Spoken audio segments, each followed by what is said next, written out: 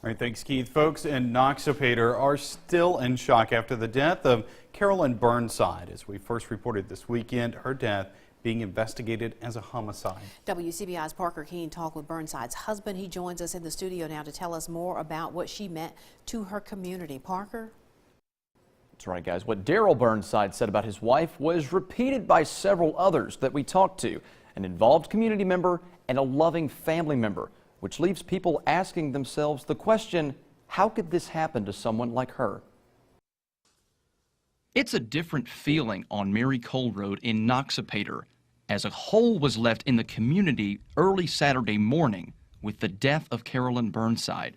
For her husband, Daryl, he's left shocked with what happened. He says there wasn't a harmful bone in his wife's body. My wife, Carolyn, was one of the most beautiful, inspirational people that you can ever meet. He spoke of her involvement in her community, her church, and her family. If there was one thing Carolyn has left behind as a legacy, it would be her love, her passion, the legacy that she's going to leave that's here with us is her unyielding love. If you was a part of the community, if you was a part of the family, if you was a part of the church, you know, if you was a part of her life, you felt her love. After leaving the home, we came across Daryl's brother, George.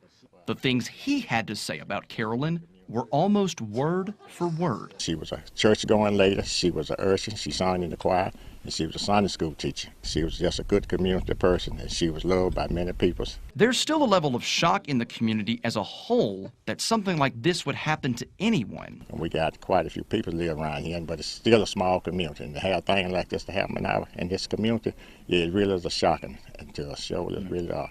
And for Daryl, moving on from this loss will be an uphill battle. I can't see that far into my life without her.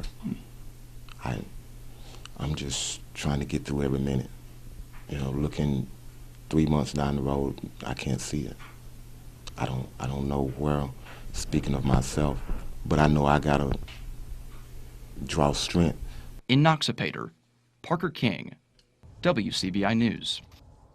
As far as the actual investigation of Burnside's murder, it's currently being taken over by the Mississippi Bureau of Investigation. We'll have more on that story as it develops.